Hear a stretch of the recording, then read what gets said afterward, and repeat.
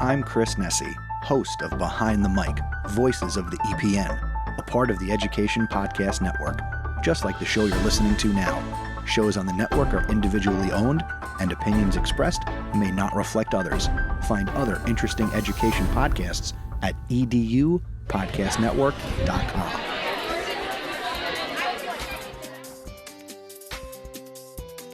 Welcome, everybody, to this episode of the Ninth Grade Experience Podcast. I'm your host, Chris Dutchko. Ninth grade can be challenging. Let's experience it together. And today, we have a unique episode that I'm really excited to bring to you. Normally, we talk to students that are in ninth grade. We talk to teachers that are teaching ninth grade or have something to do with ninth grade. And we try to get what's going on with them right now in the world and try to figure out to give tips and strategies for students that are in ninth grade or will be in ninth grade to how to best, overcome and work through that year. But today's episode features Dorris Schaffer, and Dorris Schaffer is not a student at Emmaus High School. She was a student at Emmaus High School in her freshman year in 1938. So Dorris is 99 years old. We had a hookup through the Emmaus Historical Society, so thanks to Jeannie Harricle for helping us out to set this interview up. And we were able to talk to Dorris in her house in Emmaus, 99 years old, still living in her house, and was an awesome interview to be able to look back on the history of Emmaus High School, to look back what her ninth grade experience was like. So at the beginning of the episode, she gets right into it. She remembers her classes, her teachers, field trips, all sorts of stuff. So we can all hope that when we are 99 years old that we are sharp and remember as much as Dorris did. So we asked her different questions about what it was like to be at Emmaus in 1939 school year. She talks to us about memories she had, what she did in school, some of the activities she was involved in, things she learned in all of her subjects. And we end the episode with going through her 1942 senior yearbook, in which we talk about all the different things that she was involved in during her time in Emmaus. And then we sprinkle in some other stuff as well. And she ends by giving us an amazing tip for ninth grade students that spans all generations, all years.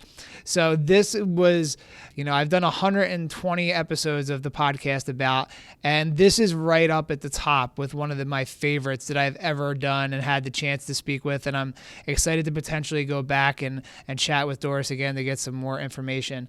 So as I mentioned, this is a collaboration with the Emmaus Historical Society. So thanks again to Jeannie Harricle for helping to set this up. And what our hope is that we're going to continue to talk to people that she can find for me through the Historical Society that will give you what it was like to be in ninth grade through the decades and through the years. So we're really excited to be able to feature this as kind of maybe like a monthly thing going forward. So you'll get a chance to learn what it was like in ninth grade all throughout the different years. So you can check them out at emmaushistoricalsociety.org, or you can look around and see what they're offering in the community. They're always kind of doing cool stuff. So thanks a lot to Jeannie Harricle for setting this up. And like always, if you're interested in what we've done previously on the podcast, we have all of our episodes and things up at ninthgradeexperience.com. You can hit us up on all the socials. TikTok, we just passed 500,000 total views on TikTok. So thank you so much to everybody that's taken in the content there. And as always, we have our pieces of the interview up there, all the highlights and stuff. So that's exciting to share. You can check us out on Instagram as well at Ninth Grade Experience, and on YouTube. We have YouTube and YouTube Shorts. So we put our full episodes on YouTube as well as the YouTube Shorts as well too. So lots of different places to get your ninth grade experience content. And, we're going to continue to do these episodes. We're going into the month of November, so we're going to focus on some gratitude stuff in the month of November, and we're really excited to be able to bring all this to you. So without any further delay here, I want to share with you this amazing conversation with 99-year-old Emmaus resident and class of 1942 and Emmaus High School freshman in 1938-39, Dorris Schaffer. So welcome everybody to this episode of the Ninth Grade Experience podcast. We have a unique opportunity here today. So I reached out to the Emmaus Historical Society to get us in touch with some of our community's members of our community that have graduated Emmaus High School from many years. And when I reached out to Jeannie Harricle, who's one of the people involved with the Historical Society, she gave me the name of a woman who is 99 years old and she was an Emmaus graduate in 1942. And I'm here with her today. Her name is Dorris Schaffer. She still lives in Emmaus, and she was very excited to share some of her ninth grade experience with us here and to share some of the history of Emmaus. So Doris, thanks a lot for joining us today. So Doris, we've talked to kids a lot about what their ninth grade experience is like. We've been doing this show for 5 years now, so we've gotten a chance to hear what ninth grade was like for students in the last couple of years. But your freshman year of high school was 1938. So take us back to 1938. What was Emmaus High School like in 1938? Emmaus High School was on North Street between 5th and 6th Street, and it was a 2-story building. We had to walk up and down the steps to get to our classes. And when we were oriented, when I was in 9th grade, we had to meet in the auditorium. And there they decided that we would choose which class we were taking, either the academic, the commercial, the general, or the vocational. So what we did was they assigned us to each section.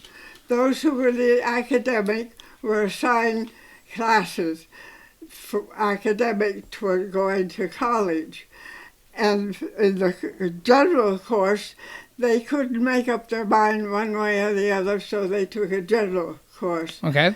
But we all got just about the same subjects: history, English, math. Let's see.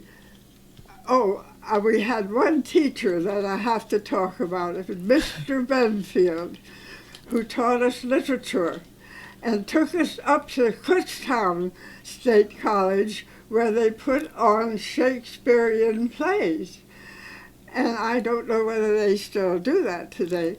But we went as a class for his class and saw As You Like It and introduced us to Shakespeare. And this was it. Was this in ninth grade that he took you? In 9th grade. So here we are, and we often talk a lot on the show about like teachers that might make an impact or people that make an impact. And here you are. It's from 1938. You still remember the name of your ninth grade English teacher, where they took you, and the impact that they have. That's so cool to hear that. Like, so when you talked about that first day, so was it like the first day of school they took everybody, and that's when they picked your classes? Uh-huh. And we had a whole room where we had our desks that we were assigned to.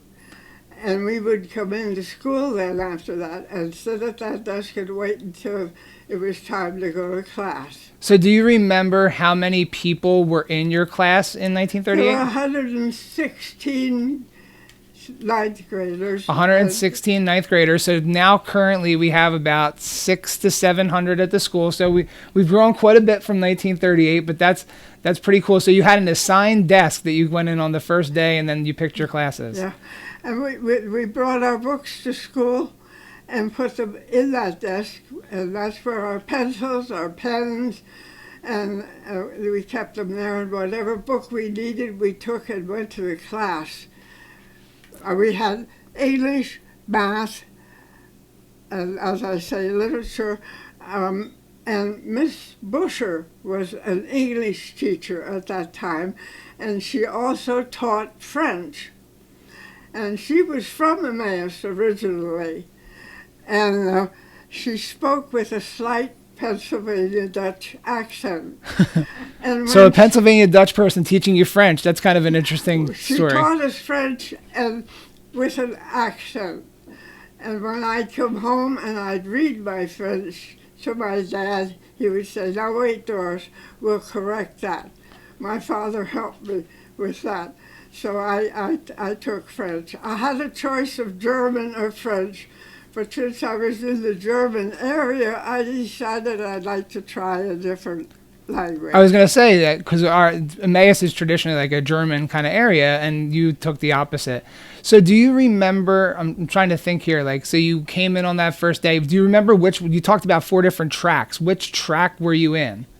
Which what? when you had to pick the academic or the general, do you remember which one you were in? I was an academic. Oh, so at that point there was no restriction on, like, if you were a woman, you weren't restricted to which one you needed to pick. Well, see, I knew I was going to go to school because my father and I talked about a lot of things. Yeah. With that. So you went. So you at that point already, and so again, this is like one of those things where, like, you know, at that point we're still talking like women are still like getting into colleges, those kinds of things. So even in 1938, you knew. Like, I'm sure there was like a track that might have been like preparing you for like a job in like an office setting, or like maybe even to be a homemaker, like a stay-at-home wife. But like you knew at that point that you wanted to do academics. So like, what was that process like for you to know that that's the direction you wanted to go? What was the question was, how did you decide that that's the academic track was what you wanted to do? How did I decide? Well, here I go talking with my father all the time, and I just took it as it was a usual thing for me to go away to school, because I wanted to learn what I wanted to be. I needed more education. So I know we're going to get ahead of ourselves, but what did you do after you graduated high school? Did you go to college? I went to college. I went to the University of North Dakota. North Dakota, wow, yes. That's quite the move from Emmaus. And in looking at some stuff, I saw that your dad did move around a little bit. I know he was. We'll talk about him in a little bit, but so University of North Dakota. So we'll kind of leave that one there for a second. So you went from Emmaus to there. So it's your freshman year. You go in. You have your classes. So before we came, I asked my students what they had some questions. And they wanted to know some things like, do you remember the types of things that you actually learned during that freshman year? Like, you talked about going to the Shakespeare play. Yeah. But what do you remember, like, social studies as an example? What was it that you were learning about then? Well, our social studies was either a civics class or a history class. Okay. And we learned all about what was happening within our own community as well as within the world. So to put it into context, you're starting high school right at the start of World War II, which is pretty amazing to think about. So were they teaching? So now our students study World War I and World War II as like things that happened literally 100 years ago for like World War I. So when you were in school, like, did you study about like World War I and like what was going on to cause World War II? We did. And the town wasn't very large, and they had a lot of boys who were in World War I.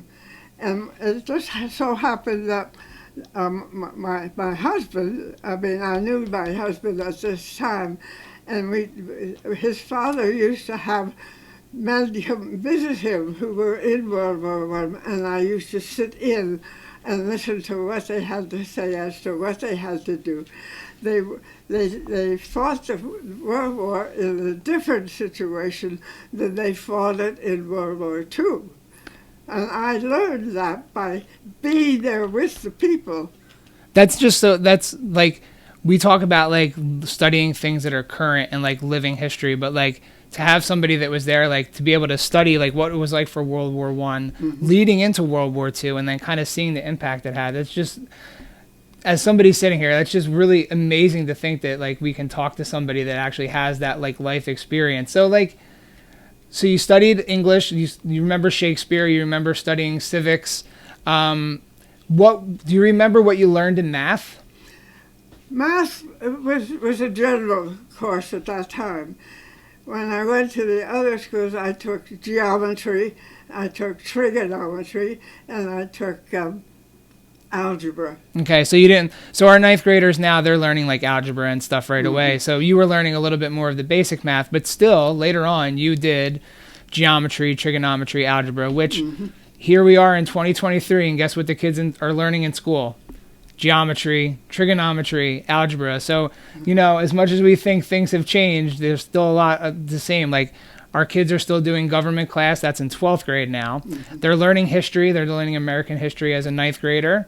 they're learning about Shakespeare. I know our 9th grade students are reading Romeo and Juliet right now. So like, it's really cool to hear that like what you did in 1938, 39 was kind of very similar. Did you have a science class, do you remember? Oh, yes. Mr. Becker was my science teacher, and I studied with him biology, chemistry, and physics. So they did all of that in 1 year?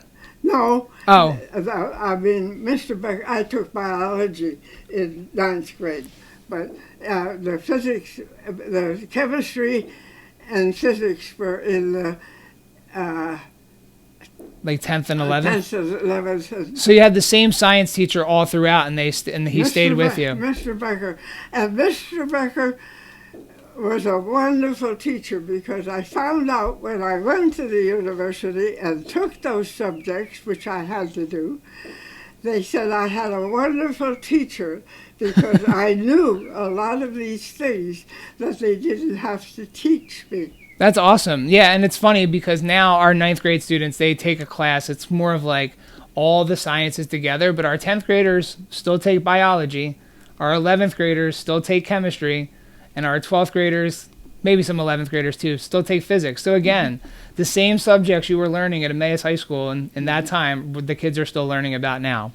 So the kids also asked me before I left, they wanted to know, when you went to school, did you have to wear did you have a uniform or things that you wore to school? Because now kids, they're allowed to wear whatever they want to school. There's a dress code, but they were kind of curious to know if you had to get like dressed up and be fancy for school. No, we had to wear dresses. We didn't wear slacks or jeans at that time. So that's something that they wouldn't like, the fact that you weren't allowed to wear basically pants. You were wearing dresses, and that was through all of high school, which is pretty amazing to think. Like, you know, I know the community we're in may be a little conservative at that point, but you know, were there people that tried to come to school not wearing dresses, like wearing pants, or was it just all the girls wore dresses? We never gave that any thought. That's the way we did from first grade on up.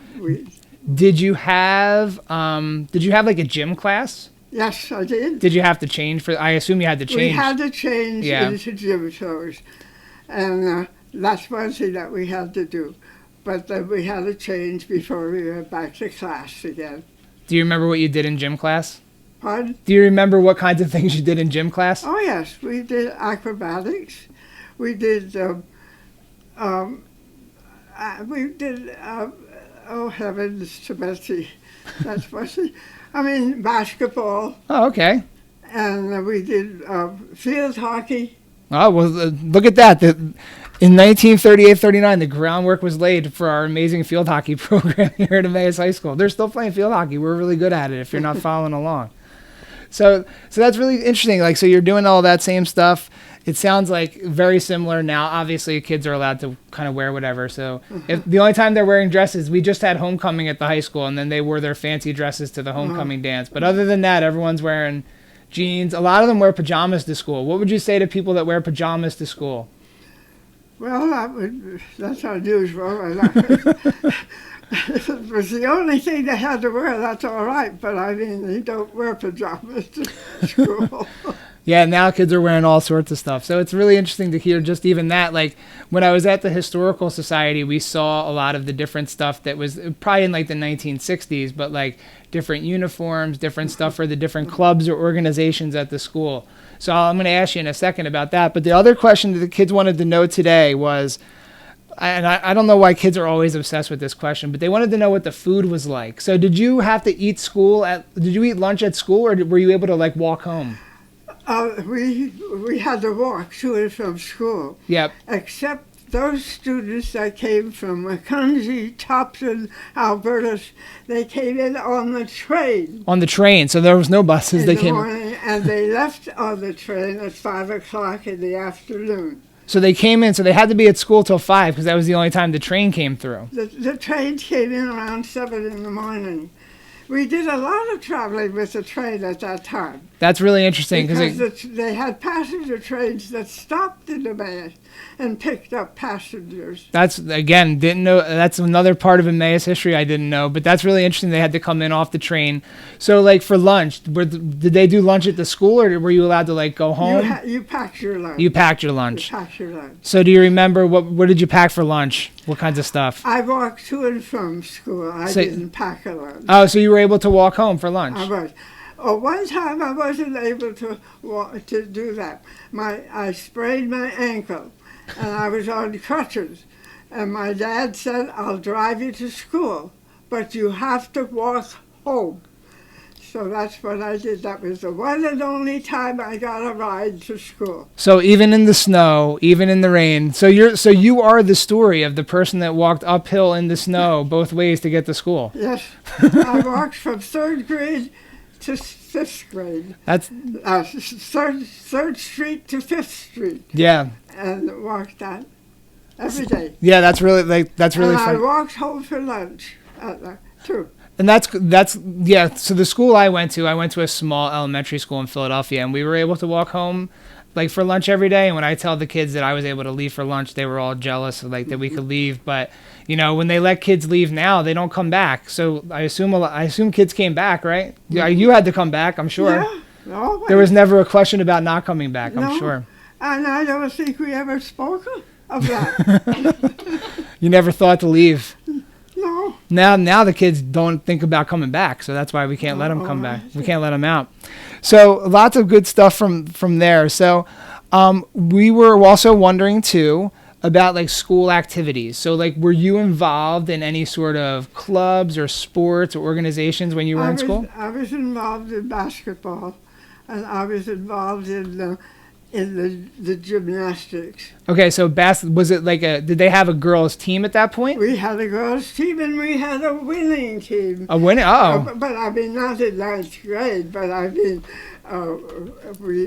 as I went through the classes, we had a good girls' basketball team. So I like basketball a lot too, and we've had a lot of episodes on the podcast with basketball players. So what position did you play? Do you remember? I was because I was tall. They had me as the center. The center, and then I played guard. So you were able to play all over the court. And we only played half court. Oh, was that just all girls or just at Emmaus? I could go beyond a certain point. It was quite different than it is. They used the full court. Yeah, absolutely. Do you ever watch basketball now?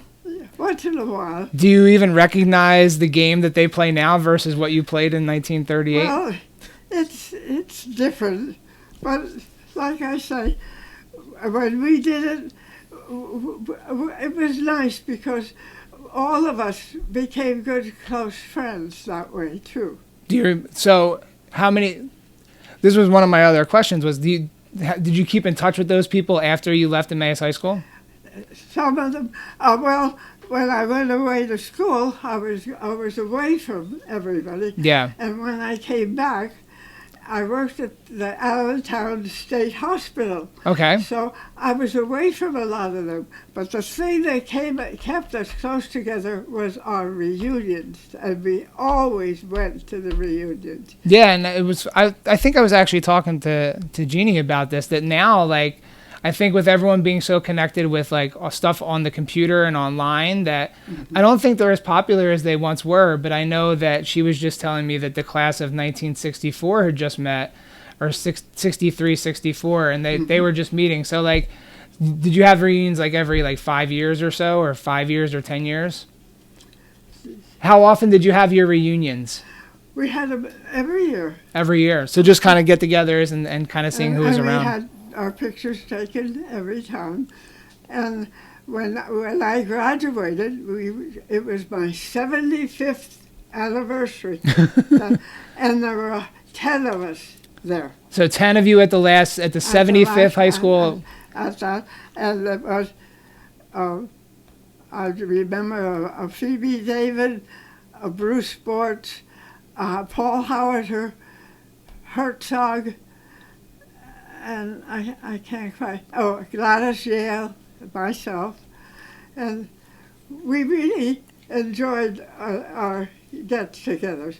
And we all, like I say, we all had our own things to do. But that's the one thing that we wanted to do, was to get together. Yeah, that's really cool that you were able to keep those bonds and keep that going, like even after you left Emmaus High School, because we talk about that now too, about like what kinds of things people do after high school. So you went on, after high school, you went on to the University of North Dakota. You said you came back, you worked at the state hospital, and then you kind of stayed in this general area here. You stayed in Emmaus, and just you know, you've been here. Have you been here ever since, or did you move around other places when you came back? You've been here? Yeah. So it's really, you know, so you've had a chance to kind of see Emmaus over a long period of time. So what would you say, like, a difference in Emmaus from when you were younger to now is? People aren't friendly like they were. Yeah. You knew everybody, and we did things together. Like I said, if well, Halloween time is here, we went trick or treating. Yeah. And we used to throw corn at the houses when we did that. And they had a Halloween parade, and they gave out prizes to people. It was a quarter, maybe, you know, money. It was just, we enjoyed getting together with the people in town. So you gotta fill me in. What is the throwing of the corn? Was that like something that they did on like the night before Halloween, or was that a why would you throw the corn? They didn't treat us, we threw corn at their windows. Is that something that like was an Emmaus thing? I've never heard that. So is that no? It's yeah, we threw corn. Well, I don't know if we want to give our current students that idea to go around and throw corn at people's houses if they don't get the stuff they want from trick or treat. Yeah. But so you're saying that, like, so you said you were involved in basketball, gymnastics. Were there other like activities and stuff to do at the school at that time as well too? Like, what were some of the other things you could get involved in? They had intramurals where we played with between some of the schools. Yeah, within people there. Yeah. Was there like a drama department? Did they do like plays and theater? Well, we had our musical department. Okay. We had a glee club and we had a chorus, and we put on shows. And we let's see, what else did we do? We had a home economics teacher who was Mrs. McLean. And they taught home economics to the women, and they taught the men how to handle a hammer and the nails and so forth. And we could take that course too, if we wanted to. And the boys could take the home economics course. They can do that now. We actually do have some stuff at the school that's very similar to that. We do have a class they don't call it home economics anymore. Now it's called family and consumer science. And they learn like different stuff like that all throughout. And then we actually have some classes that are like the other classes that are like, they call it home maintenance. So they teach you how to do stuff around your house, which I wish I had, because I don't know how to do anything around my house. So. But that's really cool. So you had all that. So it sounds like one of the reasons I wanted to talk to you is because I was trying to figure out what school was like for kids in that time and what school is like now. And it basically sounds like it was pretty similar. We did not have computers. We didn't have the telephones that they have today. But we communicated with each other. And we had the library that we could go to. We had encyclopedias that we used instead of where we could look it up. Yeah. And we really learned to read, because you had to read these things in order to learn them. So yeah, that was one of my things. Like, so you said no computers, no phones. I assume we're still a little bit away from TV. So was there any? So it was, your school was like books, pencils. And that's pretty much about it. And communicating with each other. Not communicating to a phone. Yeah, which is awesome, because right now it's funny, because after we had the COVID pandemic, we're getting back to teaching kids how to actually talk to each other in person again, and not through all the technology stuff. So, back then, like you said, they didn't really have much of a choice. You were either, your brain deteriorates if you don't use it. Well, I have to say this. You must be really using yours, because the fact that you're able to remember all of these teachers. I went to, my ninth grade year was 1995, and I don't know if I can remember all of the teachers that I had in 1995, but you're going right down the list of all of your people from 1938. Let me see. Oh, you even wrote some more down. Pardon? You wrote some more down. Yeah, I had, my teachers were Miss Busher, Miss Berry, Benfield, Becker, and Mr. Deisher. And Mr. Deisher taught civics and history. Mr. Benfield was our literature teacher. Mr. Becker was our science, biology, and so forth. And Miss Berry taught English. I had Miss Busher at one time, but then Miss Berry took over. Yeah, that's just that you were able, whether you got it from the book or from your memory, to have that list is like, it's amazing to see all that kind of stuff. It's wonderful.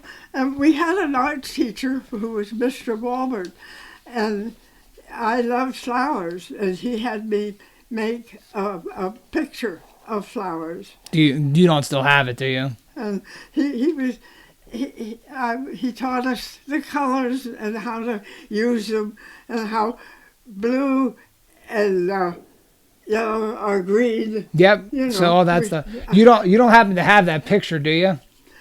No. I was gonna say, because that would be amazing if you had it. That was at school, and some of those I never got back. So we're kind of starting to wind down here with our questions, but I did want to ask, because when I was looking you up online, I know you say you don't use the computer, but you're on there, so just so you know.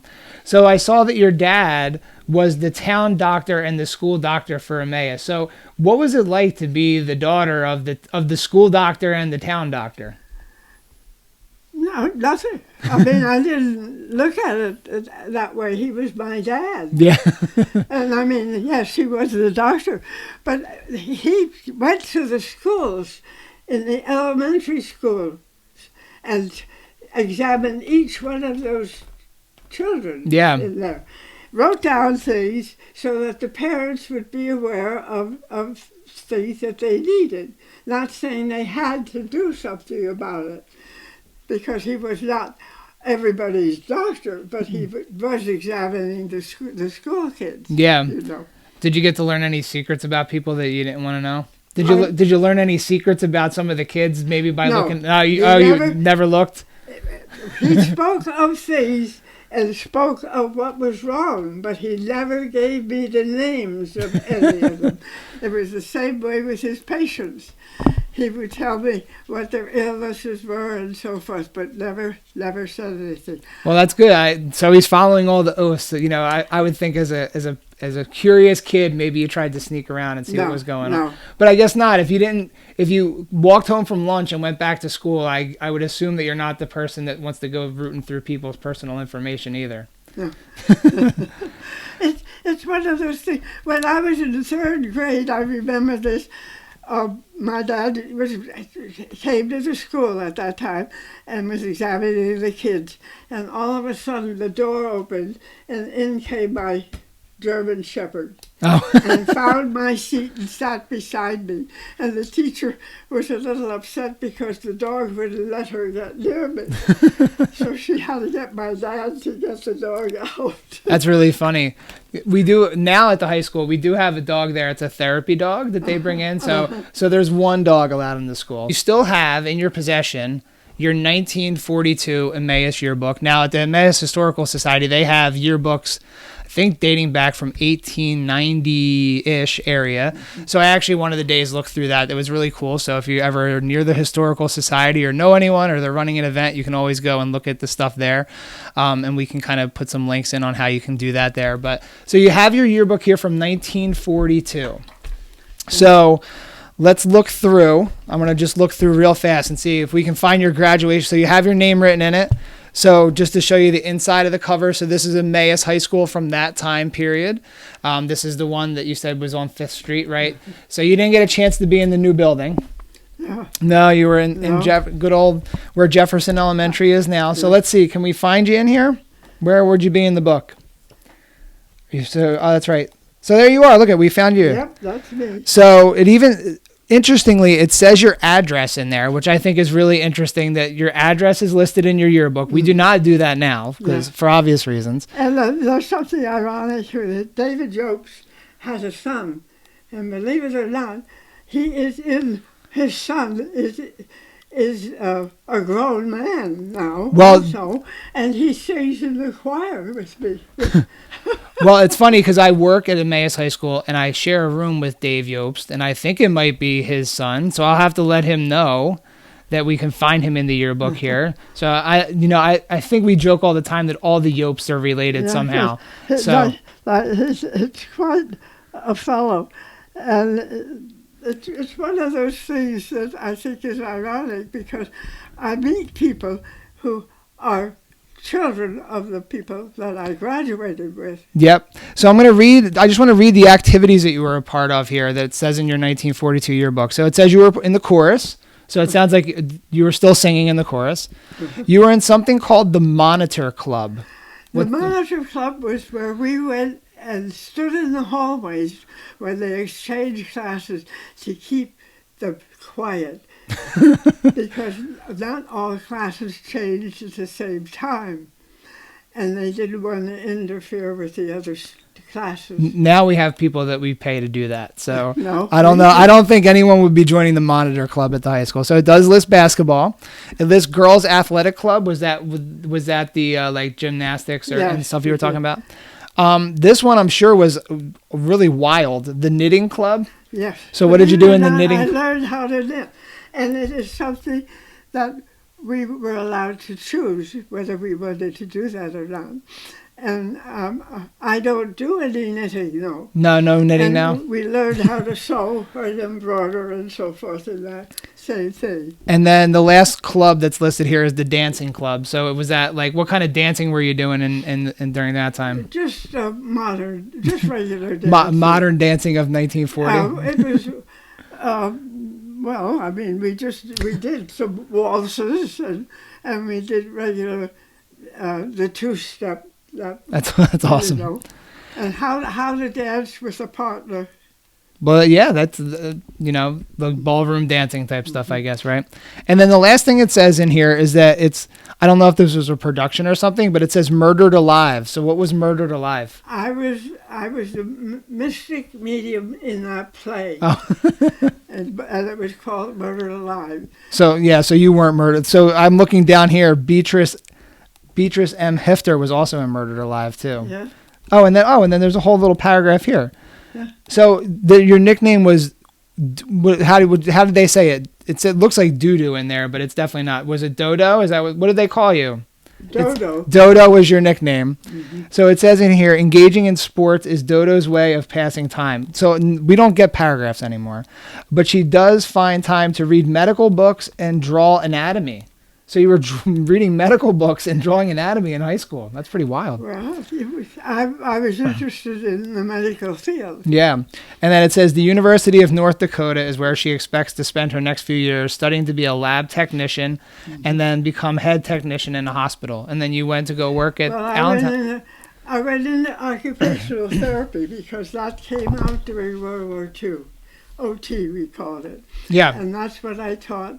That's what I did at the state hospital, was occupational therapy. And and even now we have occupational therapists come into school and work with our students. So again, another thing that was something that you were doing then, we're still doing now.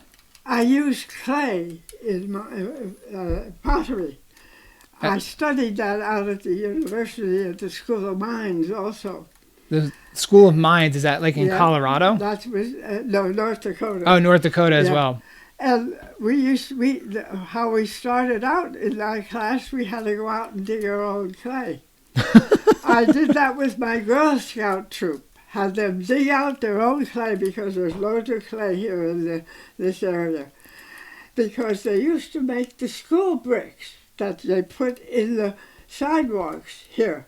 And then down below here were the big kilns that they had where they fired the brick. That's where the dump is now. Yeah, this is like stuff that like I was at Colonial Williamsburg last year, and this is the stuff you see in Colonial Williamsburg where they're going out and they're making the bricks, and it's really interesting to talk to somebody that was their experience. Like you taught girls how to do, taught girls first of all how to go out and do that, and like they learned how to make their own kiln because they fired their own pieces that they made. Basically like very industrious, hard work. It sounds like hardworking people, and I think that's kind of one of the things that people always talk about Emmaus. It's like a tight-knit community. People are, good, salt of the earth people, and it sounds like that's kind of what you were kind of seeing at that point. Emmaus was a very friendly town, and we got along with each other. I don't remember any fighting that went on in the town that they talk about. Allentown, you had to stay away from certain areas. Yeah. Which you did.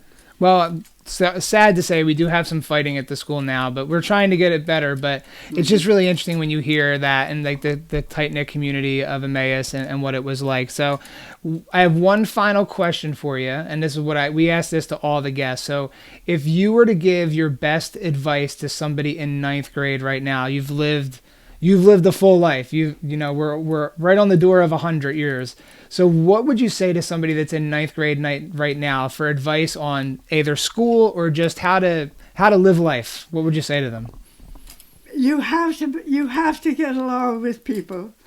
You're entitled to your opinion, and the same person that you're talking to is entitled to their opinions. And you try to talk it out and see which of the two opinions can be meshed together rather than fight about it. Now, I know that you might be liking Emmaus here, but do you want to run for president and tell people that? Because we need that a lot of places, not just at Emmaus High School. Yeah. That's a great message to end on, and I really appreciate your time, taking us back through Emmaus and taking us back through your 9th grade experience. And, the information you shared, I think all the students will be interested to hear. Our community members will be interested to hear. Mm-hmm. So thank you so much for taking the time out today to join us. So thank you very much for joining us here. And, it was great. It was a pleasure, and I could keep talking like Jeannie knows. I have to shut up because, I have so many things I'd like to tell people. All right. Well, you know what? Maybe we'll have to schedule a second one of these because I had a lot of fun. I'm sure the people that are watching this had a lot of fun hearing all this different stuff about what it was like back then. And maybe we can find out some more about your days in Emmaus and at Emmaus High School. So thank you so much for joining us, Doris. I appreciate it. Well, it was a pleasure. Thank you.